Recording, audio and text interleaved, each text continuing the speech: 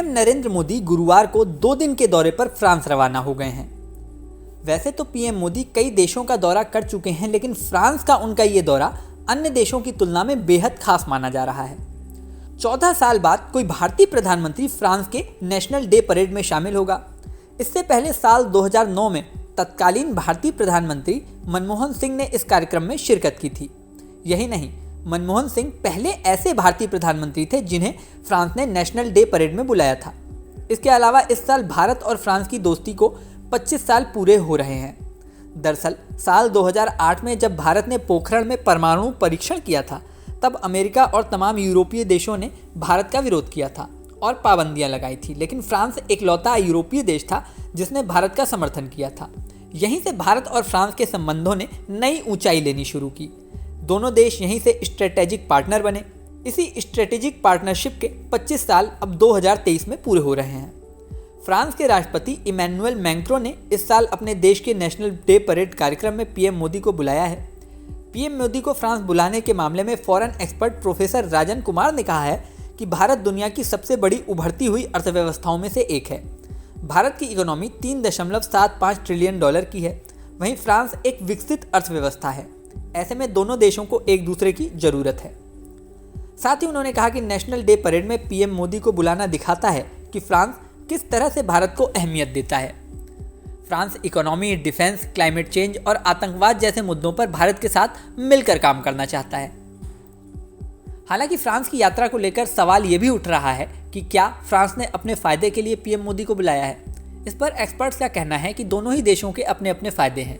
SIPRI के मुताबिक भारत दुनिया का सबसे बड़ा हथियार खरीदार है, वहीं फ्रांस दुनिया का तीसरा सबसे बड़ा हथियार विक्रेता।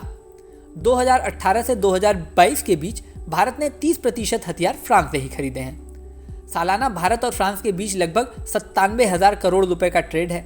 साफ है कि फ्रांस के लिए भारत एक बड़ा मार्केट है। यही वजह है कि भारत के साथ बेहतर संबंध बनाना उसकी अपनी मजबूरी है।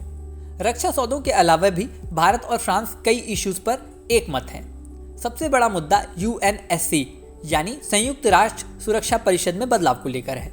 UNSC में फ्रांस स्थायी सदस्य है। भारत लंबे समय से UNSC में बदलाव की मांग करता आ रहा है। भारत का मानना है कि UN बनने के बाद से अब तक दुनिया काफ़ी बदल चुकी है। ऐसे में दुनिया को चलाने वाली संस्था में भी बदलाव जरूरी है। UN को चंद देशों के इशारे पर चलना बंद होना चाहिए। फ्रांस भी भारत की इन मांगों का समर्थन करता है। वहीं दूसरी ओर UNSC में भारत की स्थायी सदस्यता की मांग को लेकर भी फ्रांस ने भारत का ही पक्ष लिया है।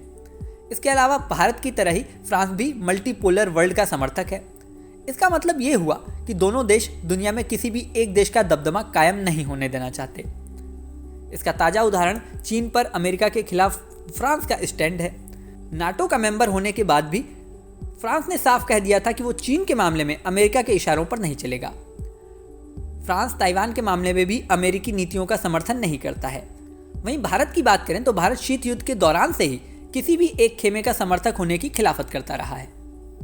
इसके अलावा इस्लामिक आतंकवाद के खिलाफ लड़ाई में भी दोनों देश एक साथ खड़े हैं। ऐसे में पीएम मोदी का फ्रांस का दौरा कई मायनों में अहम है। इस वीडियो में फिलहाल इतना ही। जल्दी नया वीडियो लेकर आपके सामने फिर आएंगे। हमारा ये वीडियो आपको कैसा लगा ये कमेंट बॉक्स में जरूर बताएं। बने रहें न्यूज़ नेशन पर।